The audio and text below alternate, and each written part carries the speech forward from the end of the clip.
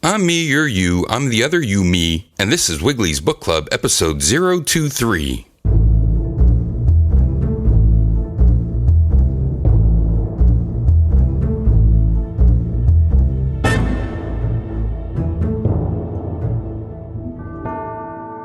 Wiggly's Book Club is a fortnightly read, usually, and brought to you live from Sloppy Joe's Bar located in scenic Easton, Pennsylvania. There's those police sirens again.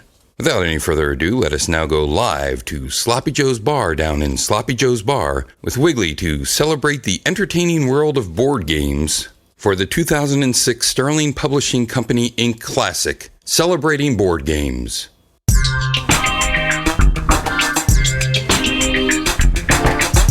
Cleaner number 19038.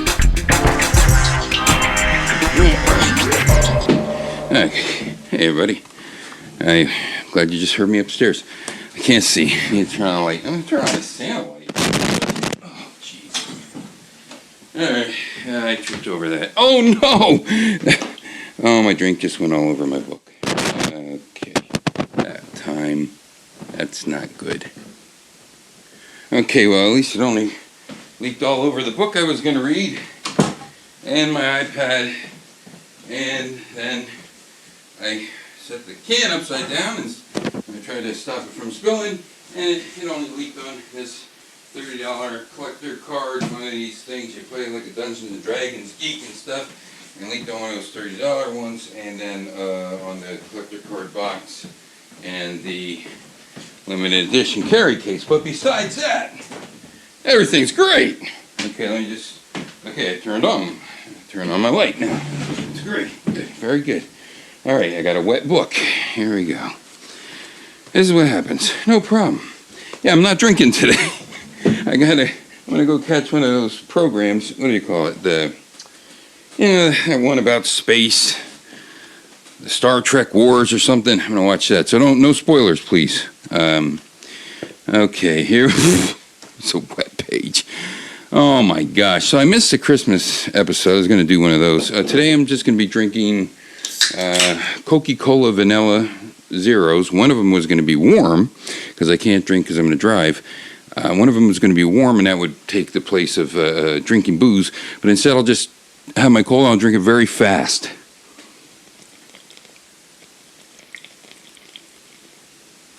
Okay, that was almost all of it. That's all I'm going to get today. Is my mic on? Thankfully, I couldn't spill on my mic unless you have waterfalls going up. So I was going to read something about, really interesting things about, I spilled it all over Stinkies. Now that's what I call Stinkmas. And fortunately I had that painting turned upside down. Okay, that's good.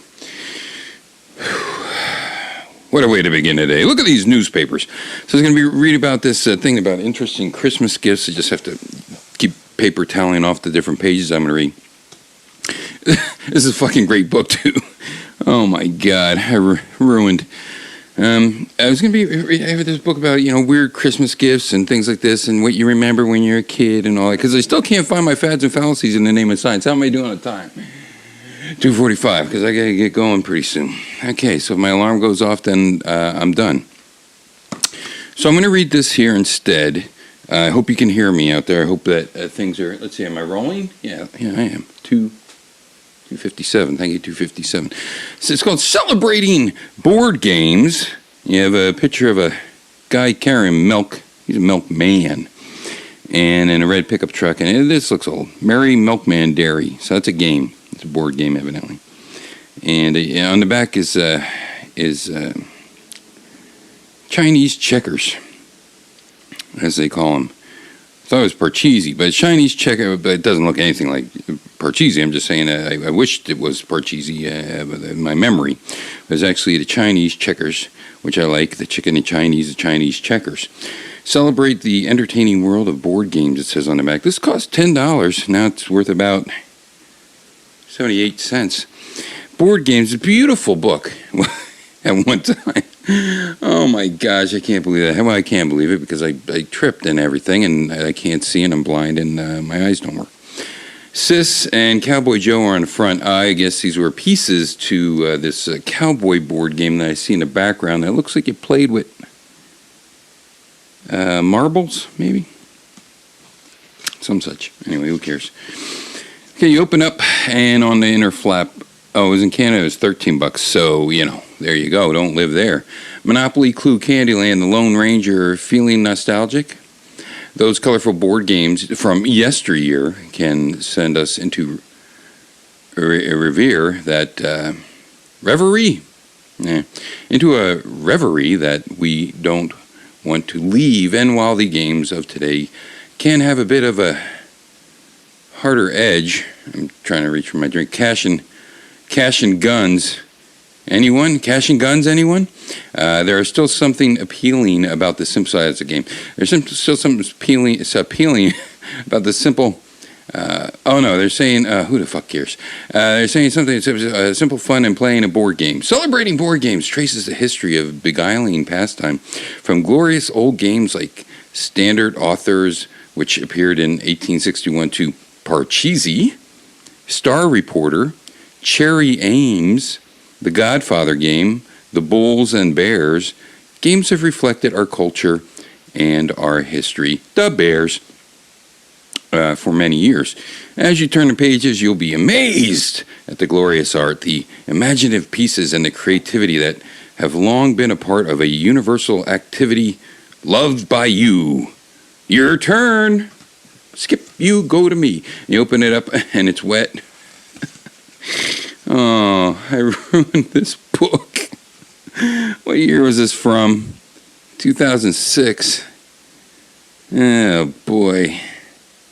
I better go on eBay. What do you call that place where you get things?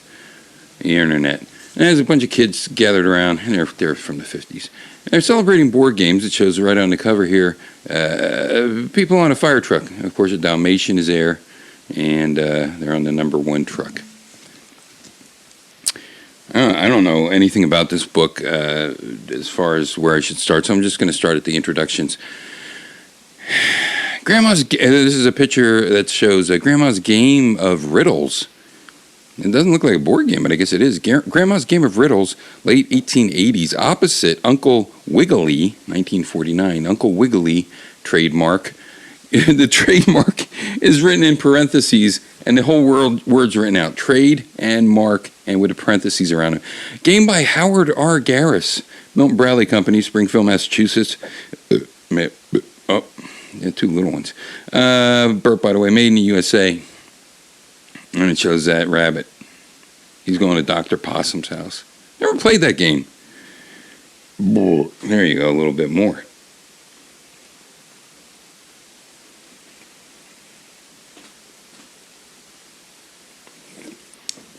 Okay, I slammed the rest of the can.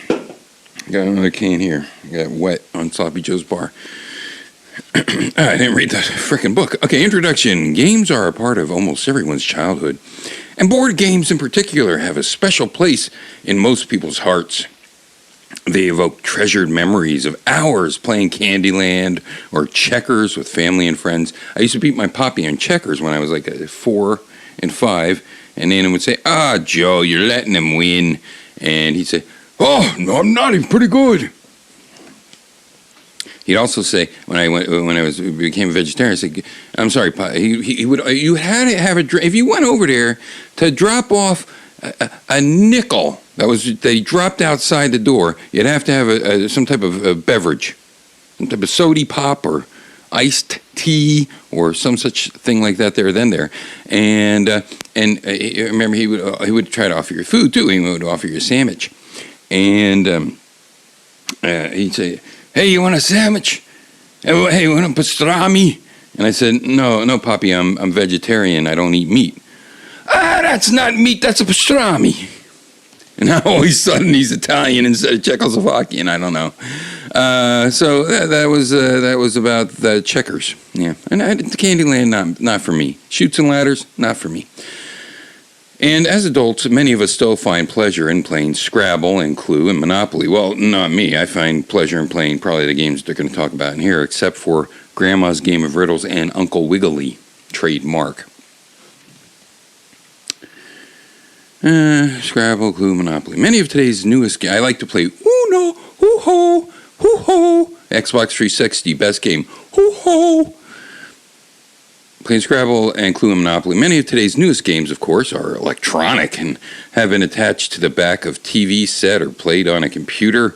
Oh, it's computer.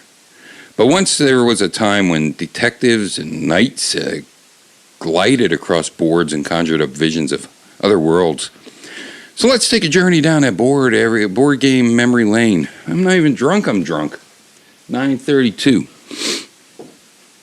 Every major ancient civilization, it's because I slammed that. Maybe I slam another one, I'll get a buzz off of that. This is called the Coca-Cola with vanilla, and it's zeroed. How am I doing on time? Oh my God, I drank that too fast, and my sternum's got balloons in them. Every major ancient civilization has created board games, with the exception of the Australian Aborigines and the Eskimos. It is, after all, hard to move pieces when it's 60 below. Is that what it is in the Australian Aboriginal area? 60 below? It was 60 what? Kelvin? The oldest known board games date from approximately 3,500 BC. I gotta add that E. And was found in a tomb in northern Egypt. There was no name on the game, needless to say. We still don't know how it was played. One of the oldest games that we do know about, which was, when you hear Tinkle Bell ring a little bell like this, ting-a-ling-a-ling, it's time to turn a page. Popular in ancient Egypt, was called Senat. It is created with being the forerunner of modern backgammon. The Korean game of nyaut. No, I'm trying to pronounce it how it would really be pronounced in Korean, because this is Romanized, but I don't know how right now. Because what do you mean why? There's really no why. And out. Oh.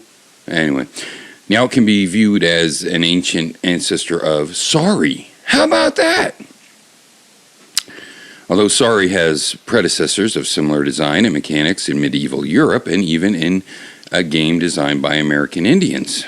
Native Americans, friend. When was this book written? I told you already.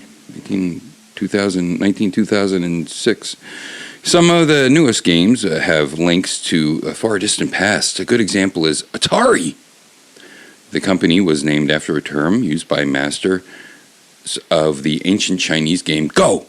Atari is what the masters said after making a move that threatened their opponent. It is akin to check in chess, a warning of impeding capture. Now we have Rudolph the Red-Nosed Reindeer game on here, 1948 on the left. Wow! Because it's a pop-up game, it's like played on a rooftop, and a bunch of stuff going around. I see Rudolph, his nose is a third the size of his body, and he's just cardboard. And then there's a giant chimney snack. Pardon me, burp, by the way. Giant chimney stack on the house board game playing area. And then, of course, on the 1950 side, the Old Maid. Old Maid. I was looking at two different Old Maid card games I have. One was smaller by the educational games to grow with 1965 EDU cards. I'm actually looking at the Daniel Boone, but it was by the same people. So those made that, and then I have a deck that's a giant sized, oversized card game, and both of them have very different pictures of the Old Maid. So that then. Now this Old Maid, she has her mouth behind a fan, and she's looking for love in all the wrong places. She's a natural redhead, and wearing a very nice carousel, and I don't know what I'm trying to say. In spite of the links to the past, the nature of games has changed considerably over the past 200 years. Many games prior to the mid-1800s, virtue was the reward in winning a board game. If you won, you were virtuous. After the it's funny. I was telling my buddy Kyle Von Kubik, and in fact, just last night, I broke out and opened up for the first time my Hello Kitty bingo game.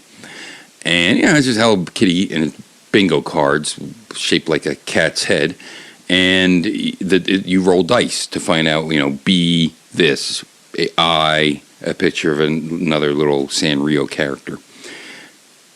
So that's kind of interesting that you can have your characters all over the place. They don't have to be under a number under a letter that's static. And it goes a lot quicker than, say, games like the Luchador, Lucha Lotteria. Yeah. Lucha Libre Lotteria. It goes a lot faster than that because you can only have so many combinations of different pictures, and then the I and the B's and the thing. But then one of the dice, they're giant dice. I love that fact. They're huge. But one of the die is Hello Kitty's face, and when that happens, then you can choose one of those characters under any letter. But anyway, I was playing by myself, and I used to tell them all the time, since I was an only child, that I would play a lot of board games by myself, and whenever it must be a two-player game, I would play against the devil. I was playing against the devil. See, now, I don't know, I wasn't playing for my soul or anything, but that's just what I called my invisible opponent. I called him the devil. So he was the adversary to me, the volcano god. And that's exactly what I did yesterday. I was listening to some music and watching some music videos and playing Hello Kitty against Hello Kitty Bingo against the devil. And the devil won one game, and we tied the next. So it was fun. I had a lot of fun. Devil did a good job. In spite of the links to the past, virtue was a reward. If you won, you were virtuous. After the mid-19th, the devil was virtuous. After the mid-19th century and prior to the 1940s, being virtuous might help you win, but that was not in itself the reward. Those rewards were now money or promotion or winning property or other material goods. Today, sadly, virtue plays little to no part in our gaming themes. Games then are like snapshots of a society at a specific moment in time. Our interests, our imaginations, and our values are all reflected in those simple board games and the pieces that move across them. Well, what about Flea Circus? What does that reflect? What type of analogy is that to the Americas in the 1950s? Yeah, I think Flea Circus was from the 50s. I guess it reflects that, kids under the age of 5 didn't eat tiny magnets because that's what you use. 1654. And there was a lot of charlatans because charlatans, whatever the fuck they're called, due to Charleston. I'm over that. I'm over that dance, tell you that. Flea circuses were all just gimmicks. You'd say that fleas were jumping around, you manually move, with strings, a trapeze, and you tight rope, and you'd say, oh, look, the flea's going across it, and pay a nickel, and I'm just moving shit with fishing wire.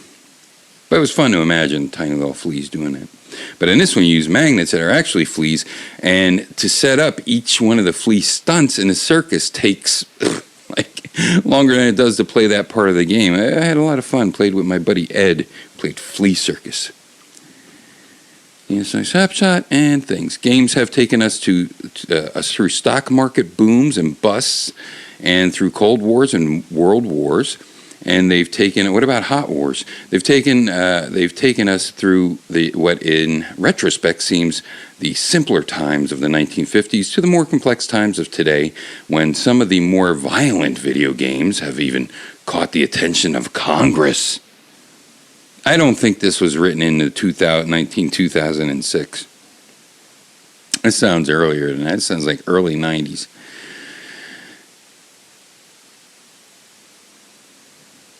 In the wonderfully nostalgic book, you will be treated to a great array of board games ranging from Louisa in the 1800s with its extraordinary box art to the colorful art of the 1950s board games like Merry Milkman and Fearless Fireman to the action-filled games of today.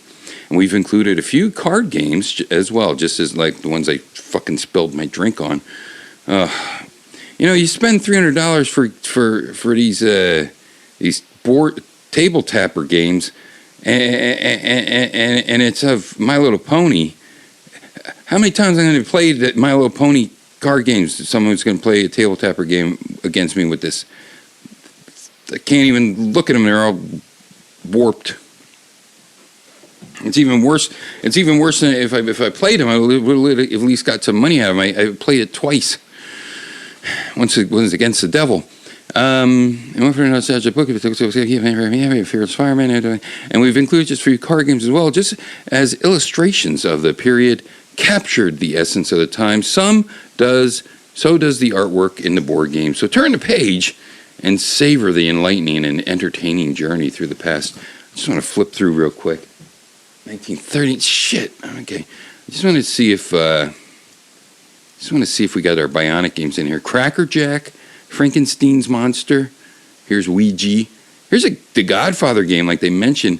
Oh my gosh, the board folds into a violin-looking case with a Tommy gun inside of it. Here's Pinocchio. Here's Camp Granada. It comes with rubber frogs and maybe not. Maybe I'm just joking. Combat, sorry. Here's Go to the Head of the Class. Remember that? Casper. Alfred Hitchcock. I like that. I got cock in it. Giant Wheel, Thrills and Spills by Remco. Oh, it's horse racing. That's interesting. Fearless Fireman. Oh my gosh, that is beautiful. Holy Christ. That's another one of these pop-up box type of games, and people are standing at the windows, flames shooting out the top of the windows. Some are trapped on the roof, and they're ready to jump out the second floor. You have different types of, you have ladder trucks, and then you have, I don't know what the hell that thing is. I guess it's a fire truck, but it just looks like a box. Ooh, I want that game. Boy, I bet they don't have that anymore. Trapped. Here's Old Maid. Uh-oh. Steppin' Sam in Old Maid. Yeesh. Yeesh. That's some pickaninny shit going on here. 1950s, mid-1950s. What a disgrace on America's and humanity at large. Police Patrol, Uncle Wiggly. There's the little Black Sambo game. Good gosh. Go back and listen to that episode. Elvis game. Yeah, see, Animal Crackers. Mad. It was great. I still have my Mad magazine game, and it's got one of the bills. I'll try to see if I have it here. Great graphics and zany twists with a roll of dice. It was similar to Monopoly, but with a whole different look. And they don't have the most important piece of that. There was one card in the Mad magazine game that one piece of money, I should say. You had all your regular Monopoly type of monies, but there was one money was like $100,365,219.16 a bill, or something, something just as outrageous as that. Plus the dice were, I think they were regular dice. Come on, 20s, let's go. 22 and a 15. Gusher. Oh, a lot of good things. Definitely get this book, Here we go. So we're starting with standard authors. We read about that in the beginning here. And indeed, it is cards with what looks to be woodcut images of authors and poems and things like this.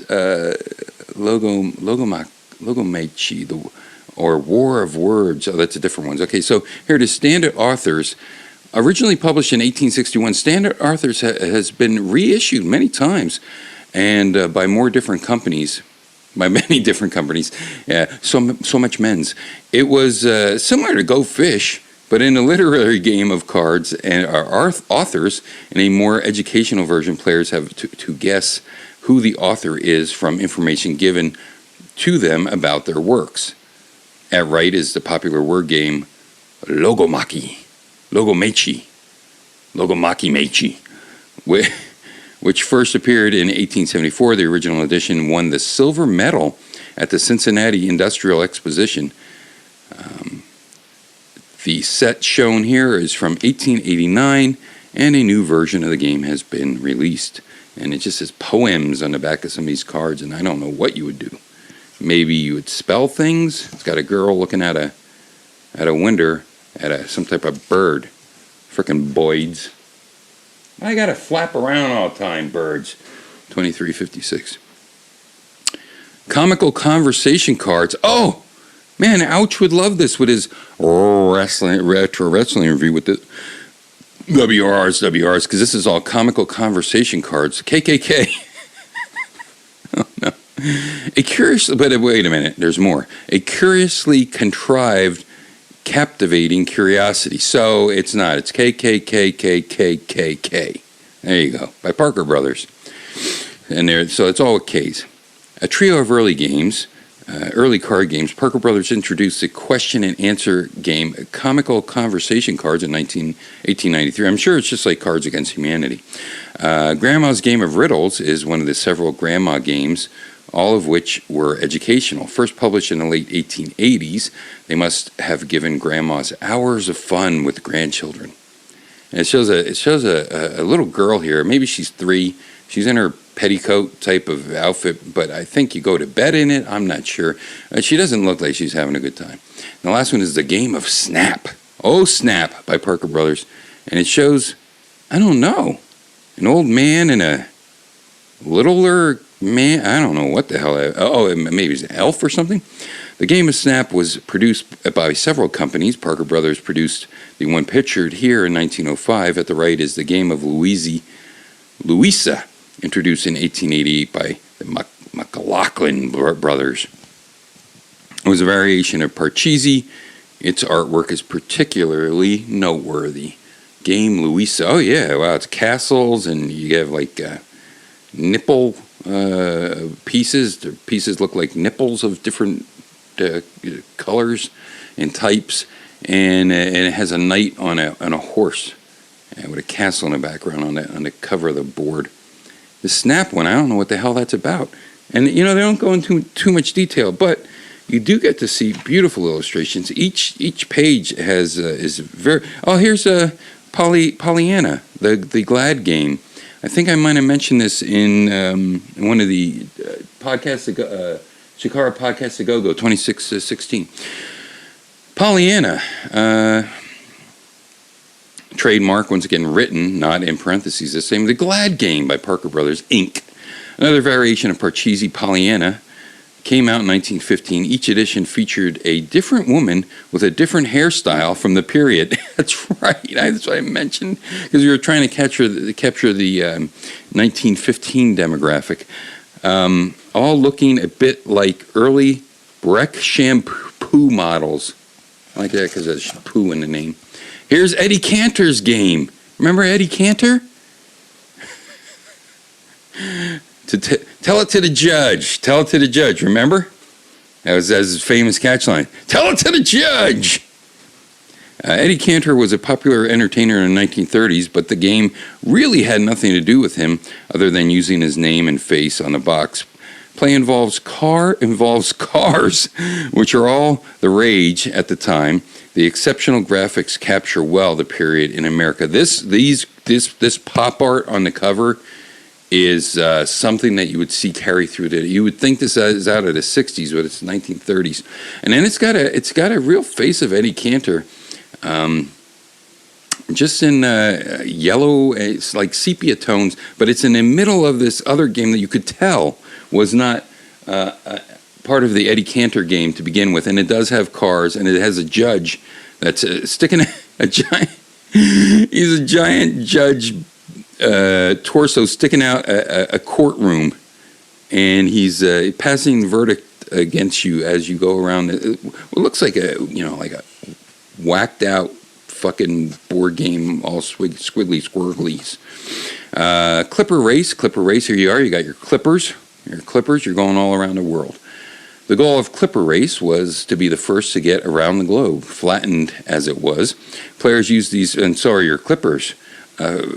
Players use these terrific little ships for their markers. The game came out in 1930s. They look sailboats there. You got a purple, a red, you got a burnt sienna. You got a light blue, powder blue, and a green. And that's my thing. Here's a Monopoly, an old one. Cannon, race car, top hat, shoe, thimble, iron, purse. So, quite different. Take a look at the book. You'll like it. Celebrating Board Games. By Nina Chertoff and Susan Kahn. Look it up at someplace near you. I'm going to go see that space movie about Star Treks. Back to me up in the studio.